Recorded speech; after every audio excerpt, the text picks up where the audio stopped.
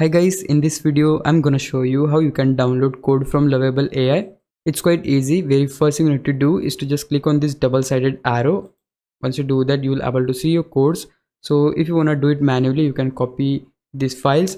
But if you wanna do it faster, for that you can just click on this little icon in order to sync your project. So just right here, click on Connect GitHub. Click on Connect GitHub again. Click on this Authorize option here. Click on Add Organizations.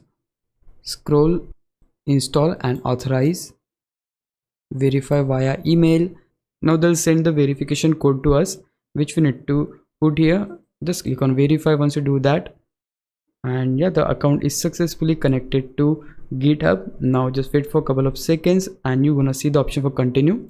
Click on that, click on connect. Now here you need to click on view, and yep, here you have all of those files. So just click on this option code, click on download zip, and as you can see the file is successfully downloaded. You can just open the file here in the download folder.